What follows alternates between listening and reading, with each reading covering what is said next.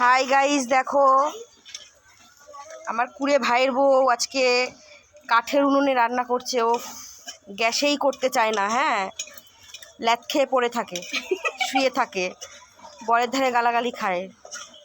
আর আজকে সূর্য অন্য দিক দিয়ে উঠছিল মনে হয়, ওই জন্য ও কাঠের জালে রান্না করছে। মাংস মাংস, তাও মাংসটা শুধু। তার আগে ওর মার অনেক রান্না হয়ে গেছে। ভাত করেছে, মাছের ঝোল, ডাল, মুগ ডাল, আবার মাংস। এখন মাংসটা লাস্ট ফিনিশিং এ বলছে করবে।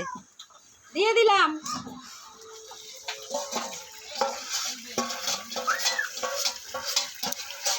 সবাই ভাবছেন তো এত কষ্ট করে রান্না করে কিচ্ছু না এগুলো। বাড়িতে গ্যাস একটা শেষ হতে না হতে আর একটা ঢুকে গেছে। এত আরামে থাকে ও, আর আজকে ও কাঠের জালে রান্না করছে। মায়ের কষ্ট বুঝছে, মায়ের দুঃখ বুঝছে। এই যে ওর মা।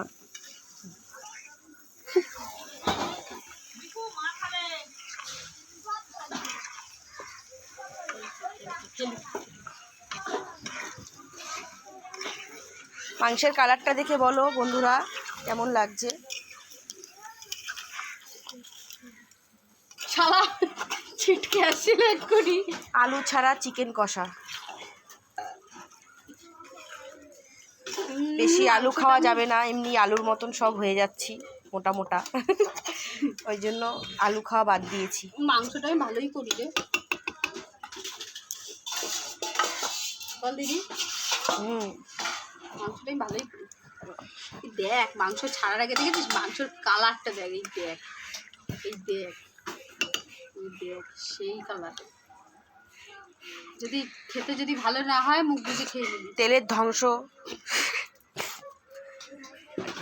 এই যে শোনো, খেতে যদি ভালো না হয় মুখ বুঝে খেয়ে নেবা, যদি স্বাদ হয় তাহলে ওয়াহ ওয়াহ করবা, কিন্তু মুখে কোনো শব্দ দেওয়া না। মাংস মাখার সময় এত সুন্দর মেখেছি, মেটেগুলো সব চটকে দিয়েছে। এই দেখ, মেটেগুলো লাস্টে ছাড়তে পারছি না, বলে যাবে।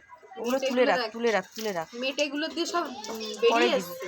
হ্যাঁ, এত মাংস চটকে, কারণ কষাতে হবে তো, বলে যাবে একদম।